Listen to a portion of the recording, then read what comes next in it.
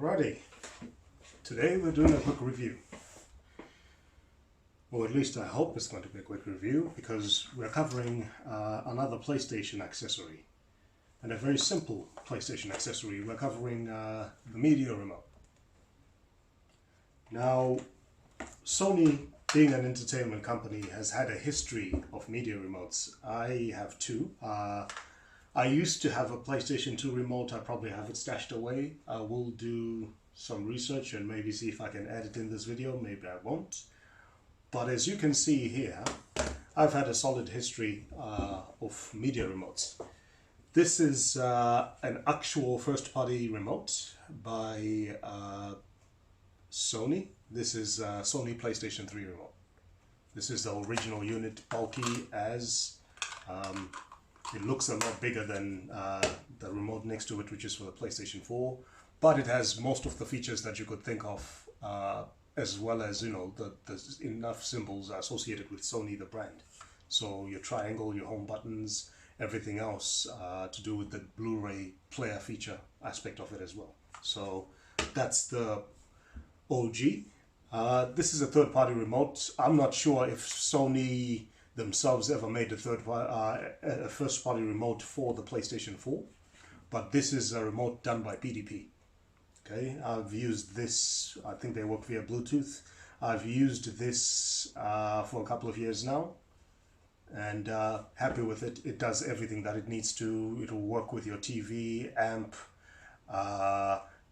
set-top box, along with the PS4 itself. So it comes with multiple features. It's almost like it's got a universal remote feature built in. But that's my history with some of these remotes.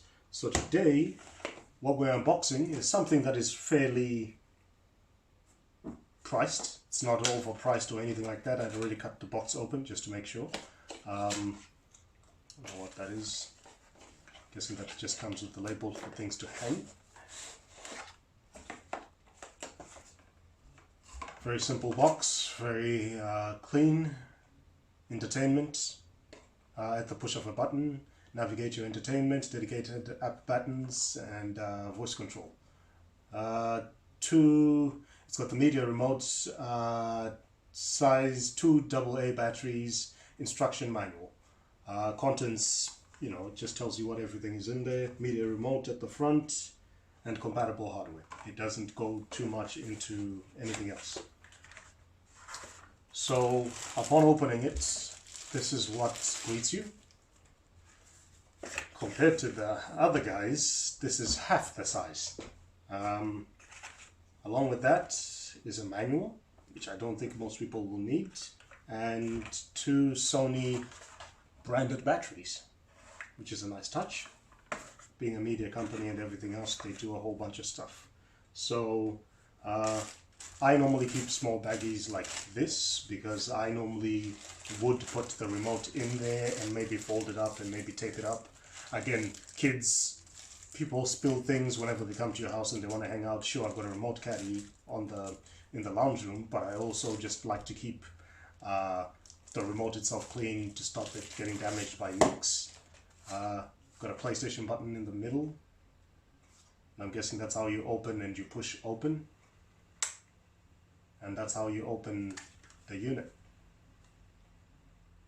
Very interesting.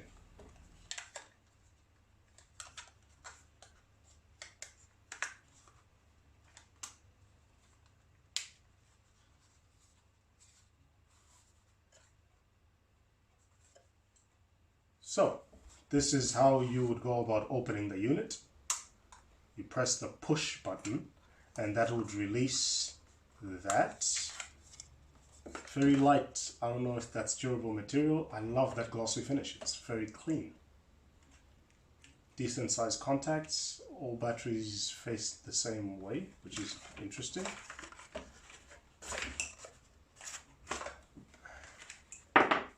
And so you just slap them into that.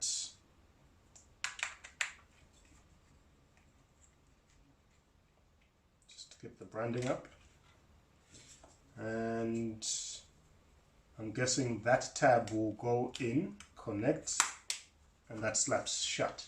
And what you have is you've got a PlayStation remote.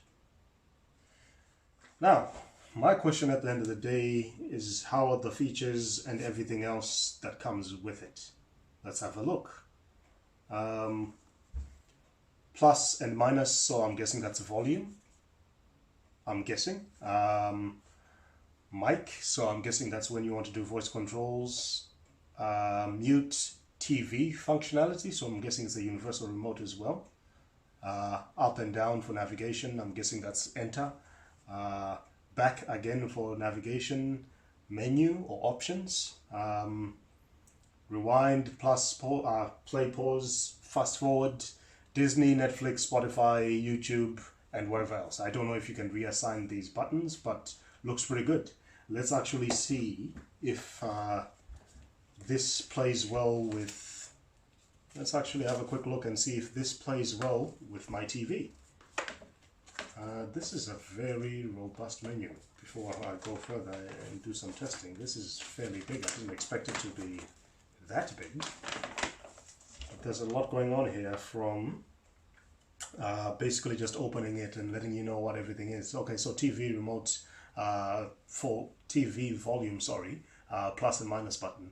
Microphone button reserved for future use. Infrared transmitter, so I'm guessing no Bluetooth. TV button, mute, directional buttons, and PS button and service launch buttons. Okay. It doesn't say too much in terms of cleaning, storage conditions, set up your remote, push the button on the back of the media remote and remove, okay, blah, blah, blah, blah, replace, pair and setting up your remote. So what we need to do here to get this working would be go to the settings and accessories tab in your PS home menu, and follow the instructions to set this up. So I'll go there and I'll have a look. One media remote can only operate to one PS5 console. If you switch TVs, you need to configure the media remotes. Okay. I think that's where all the instructions really stop, but again, different languages, fairly robust. Let's go in and actually see what's going on. Let's put this away. Jeez, that is fairly robust. Let's put that in there. Let's take this with us. Batteries in case. Let's have a look and see how this is going to operate next to the main TV. Okay, so I already pressed the PlayStation button, so my console should be on. And I'm just going to switch on the TV itself, just so that we can see what we're doing.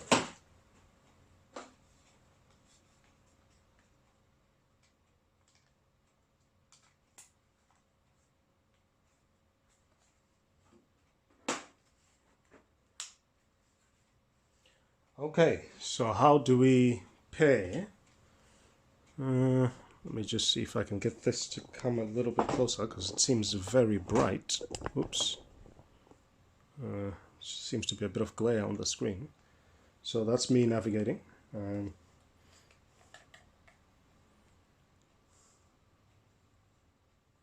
So for us to do what we need to do, we would need to go into the settings, and accessories would be where we would go, and we would go for controllers. Mouse, media remote, set up a media remote would be where we would go. And then for you to set up a media remote to use this TV as well as a controller, first pair the media remote with your PS5, then set up your media remote so that you can control your TV. Connect your PS5 and TV directly so that you can get the correct information about the TV. Press X on your controller to continue. So X on this controller. So what it wants you to do, looking for media remote to start pairing, put batteries in your media remote and press the OK. So what it wants you to do, it wants you to press this options button, if you can see that, along with the PlayStation button, which is actually hidden there. It just looks like, so you normally just hold them together like that, and it'll start flashing, as you can see that.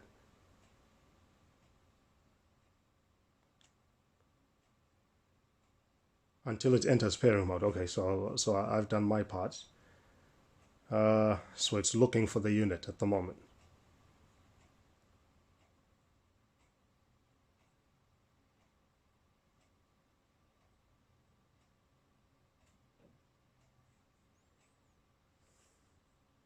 That's taking a long time to check.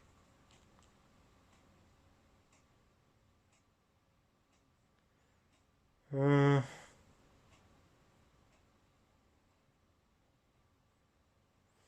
just waiting. It's taking a lot longer than normal. Don't think it should take that long. Because it's flashing. Did I do something wrong? Oh, so that and that. Okay. For whatever reason, it's paired. Now, I don't know if I skipped a step or something, but for me, it looks like it's paired. Now, when it comes to the TV, I want to see how well does it integrate.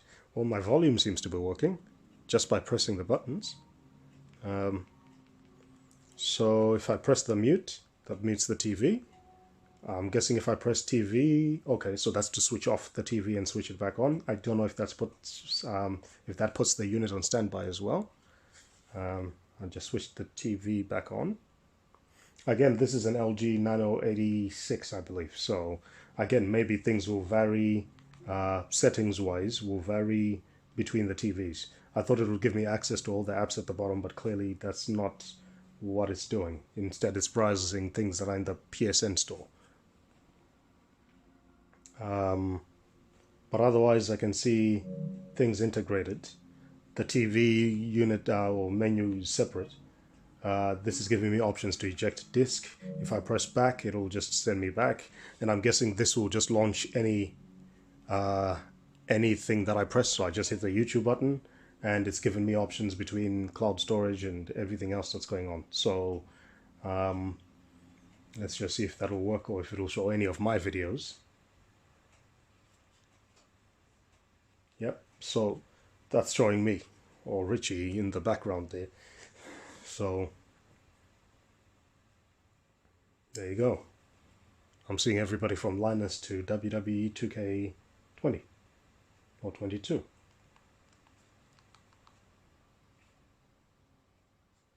Okay. That looks like it's pretty good. We just got news regarding the upcoming DLC for WWE 2K22, the stand. Okay. We just got... I hope I don't get copywritten. I just wanted to test the thing to see if it works. That looks nothing like Booker T. That looks strange. That looks nothing like Booker T. But yeah, shout out to Assemble, whoever he is. I'm not sure. But yeah, to me, I'm pretty happy with that. I think that the remote works great, and I think that that's a good device to add to other devices, because not everybody might want to navigate using this. You know, sometimes that might be a bit clunky. I think that this is accessible enough, and for someone who just wants to watch TV and just quickly access their Netflix, I think this does the job. I'm not saying my TV didn't already have Netflix. I'm just saying that this does the job. So thumbs up from me. It's a go. And it's a cheap product. I think you can get these for about $30, $50. I'll check anyway, and I'll send you a link in the description below. You can always look secondhand on the marketplace. Again, most of this stuff is still relatively new. It hasn't been on the market for too long, so definitely a go. And I guess I'll see you on the next video. I'm not sure what we're unboxing next, but I think starting from next week we're going to try a few different surprises and different products.